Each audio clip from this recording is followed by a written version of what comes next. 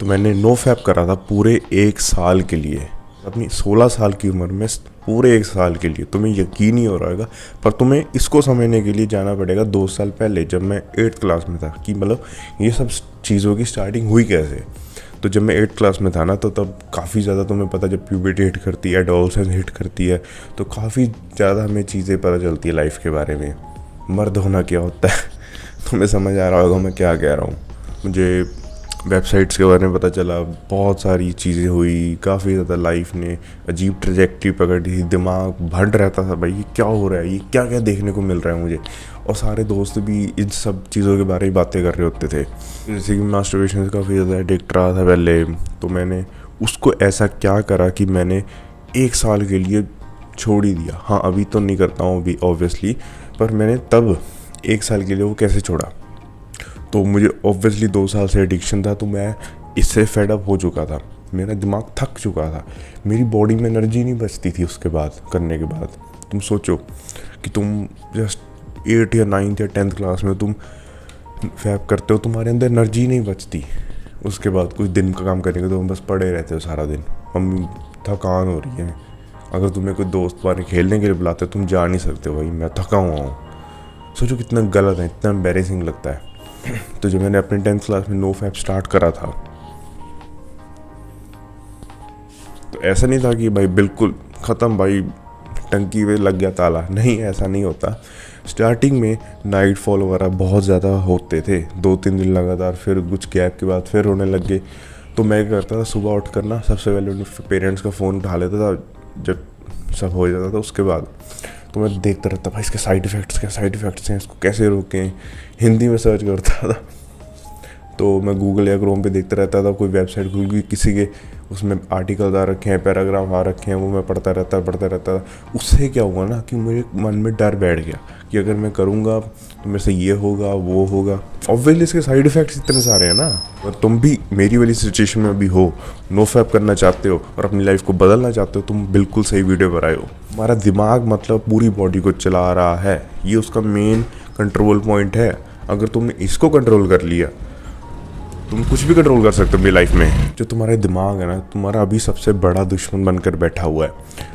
यही दिमाग तुम्हें कहता है कि भाई अभी कर ले, कुछ नहीं होता, मज़ा आएगा, है ना। उसके बाद यही दिमाग सोचो तुम्हें रिग्रेट फील कराता है। दोगला नहीं है बनता तुम्हारे उस दोस्त की तरह। दूसरी चीज़ आती है गुड माइंडसेट और डाइवर्शन। अगर माइंडसेट की बात करें ना, तो मेरा एक दोस्त कॉलेज के टाइम पे था, वो पता है उसका कहना क्या था कि क्योंकि वो भी थोड़ी बहुत एडिक्शन से जूझ रहा था, तो उसने मुझे क्या बोला कि भाई जब ना ये करना चाहिए। मैंने कहा क्यों करना चाहिए? कहता कि भाई टंकी ना फुल हो जाती है। अभी क्या मोटर की टंकी है ये फुल हो के भाई लीक हो रही है। पहले के लोग थे इतने हेल्दी होते थे, इतने ज़्यादा टेस्टोस्टेरोन वाले होते थे, हमें उनकी बात सुननी चाहिए। ये 500-600 टेस्टोस्टेरोन डॉक्टर जो अपने अंदर लेकर बैठा है उसकी बात सुननी चाहिए। दिमाग लगाओ ज़रा। माइंडसेट को अपने चेंज करने के लिए तुम्हें बिलीव करना पड़ेगा कि जो तुम अभी ये हरकत कर रहे हो ना, वो गलत है। जैसे मैंने तुम्हें बताया कि जब मैं वो चीज़ें देखता था, ऑनलाइन आर्टिकल पढ़ता था, पैराग्राफ पढ़ता, तब मेरा माइंड खुद ही चेंज हो गया। तुम भी ऐसा कुछ कर सकते हो, अगर तुम्हारे पास जो मर्जी कर सकते हो, तुम्हारी चॉइस है। अगर ये भी नहीं सब होता तो तुम्हें जाकर शीशे के आगे खड़े हो जाना है, फुली नेकेड, अंडरवेयर ऑब्वियसली। तब तुम्हें खुद को निकालनी है गालियाँ। हाँ, मानता हूँ अपने को कोसना अच्छी बात नहीं है, पर जो तुम अभी जिस सिचुएशन में हो ना, उससे निकलने के लिए तुम्हें खुद को सुनाना पड़ेगा। तुम्हारे माँ बाप नहीं तुम्हें इस चीज़ पे डांट सकते। तुम पता है ना तुम्हें, तुम ना किसी को चीज़ शेयर कर सकते हो। तुमने देखा होगा कि जब भी तुम्हारे पेरेंट तुम्हें किसी चीज़ पर डांटते हैं, तब तुम जाके खुद को बदलते हो, तुम्हारे अवेयरनेस आती है। तो अब तुम्हें इस चीज़ पे कहने वाला कोई नहीं है, तुम्हें खुद को ही कहना पड़ेगा। तो जाओ अभी शीशे के सामने जाकर थोड़ा अपने आप को कोसो, 2-4 गालियाँ निकाल लो। सोशल मीडिया ऐप्स, जो तुम इन सोशल मीडिया ऐप्स पे देखते हो, जो तुम कहते हो ना कि मम्मी मैं 10 मिनट इंस्टाग्राम चला रहा हूँ, मैं अपने दोस्त की स्टोरी देख रहा हूँ, मैं रील्स देख रहा हूँ, तुम्हें पता तुम क्या क्या देख रहे हो। तुम अपनी सर्च फीड कभी खोल के देखना, उसमें लड़के कम लड़कियाँ ज़्यादा है। Have some shame bro. मैं एक चीज़ बता दूँ, तुम्हारे दिमाग को कुछ नहीं समझ आता कि भाई जो तुम ऑनलाइन देख रहे हो वो रियल लाइफ में या रियल लाइफ में है, रियल लाइफ। इसलिए कह रहा हूँ सारे सोशल मीडिया ऐप छोड़ दो, क्योंकि मैंने तो भाई अब यूट्यूब तक को छोड़ना स्टार्ट कर दिया। भाई तुम यूट्यूब पे देखो भाई ना कैसी कैसी ऐड्स आती हैं। कोई टेंगो नाम का ऐप है, किस तरह की ऐड दे रहा है भाई, वो यूट्यूब है। यूट्यूब ने कैसे अलाउ कर दिया मुझे ये नहीं समझ आता। हमारा सोशल सर्कल, तुमने देखा होगा तुम्हारा कोई ना कोई एक ऐसा दोस्त होगा जो हमेशा पॉन रिलेटेड बातें करता ही करता होगा।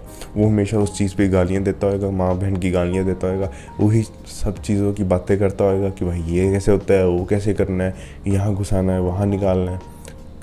एक फ्रेंड तो होगा, अगर नहीं है तो तुम भाई ब्लेस्ड हो, तुम्हारे अच्छे दोस्त मिले, जाओ उनको मत छोड़ना। पर अगर तुम्हारा कोई ऐसा है ना, कम कर दो भाई उससे मिलना, बात करना, अपना सर्कल ही चेंज कर लो। आई होप तुम्हें वीडियो समझ आई होगी। Stay fucking hard.